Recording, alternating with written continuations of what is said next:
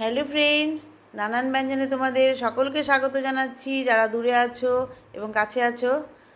আর আমি এখানে 3 টুকরো মাছ নিয়েছি, কাতলা মাছের পিস। এগুলোকে এখন আমি লবণ হলুদ দিয়ে মাখিয়ে নিব। মাখিয়ে নিয়ে তারপর আমি একটু এর মধ্যে সর্ষের তেল দিয়ে দিব। এখন লবণ আর হলুদ দিয়ে মাখিয়ে নিচ্ছি। মাখানো হয়ে গেছে, এখন এর মধ্যে একটু সর্ষের তেল দিয়ে দিচ্ছি। দিয়ে আর একটু ভালো করে মাখিয়ে নেব।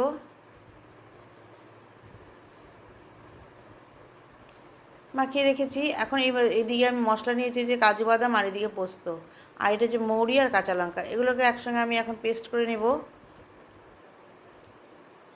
এখন আমি এদিকে পেস্ট করা হয়ে গেছে। এখন এদিকে আমি সরষের তেল বসিয়ে দিয়েছিলাম, তেল গরম হয়ে গেছে। এখন মাছগুলোকে ভেজে নিচ্ছি। এখন উল্টিয়ে দিচ্ছি।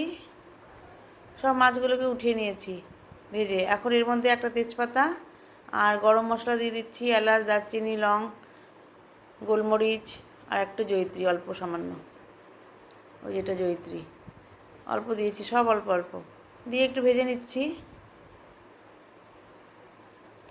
ভেজে নিয়ে এখন এর মধ্যে পেঁয়াজের পেস্টটা দিয়ে দিলাম, কারণ মাছ অল্প, সেই জন্য সব কিছুই অল্প অল্প। এখানে 2টো পেঁয়াজ দিয়েছি, ছোট সাইজের, দিয়ে একটু ভালো করে মিশিয়ে নিচ্ছি। এভাবে আমি একটু ভাজা ভাজা করে নিয়ে এখন এর মধ্যে পেস্টটা দিয়ে দিলাম। পেস্টটা দিয়ে ভালো করে মিশিয়ে নিচ্ছি। এভাবে ভালো করে মিশিয়ে নিয়ে এখন এর মধ্যে লবণ আর হলুদ দিয়ে দিলাম। গোলমরিচও দিয়েছিলাম 2-1টা, যাই হোক। এখন এর মধ্যে ধনে গুঁড়ো, জিরে গুঁড়ো আর একটু ঝাল লঙ্কার গুঁড়ো দিয়ে দিলাম। দিয়ে ভালো করে মিশিয়ে নিয়ে এখন এর মধ্যে দই দিয়ে দিলাম, টক দই। বাটিটাকে একটু কাচিয়ে দিয়ে দেবো, দিয়ে দিয়েছি। দিয়ে ভালো করে মিশিয়ে নিয়ে এখন এর মধ্যে একটু সামান্য একটু চিনি দিয়ে দিলাম। চিনিটা দিয়ে একটু মিশিয়ে নিচ্ছি।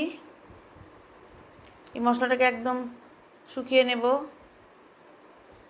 দেখো মশলাটা অনেকটা শুকিয়ে গেছে। এখন এর মধ্যে গরম জল করে রেখেছি, গরম জলটা দিয়ে দিলাম।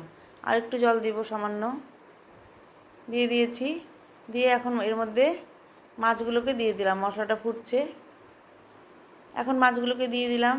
দিয়ে মশলার সাথে ভালো করে মিশিয়ে নিলাম। দেখো মশলাটা অনেকটা শুকিয়ে গেছে।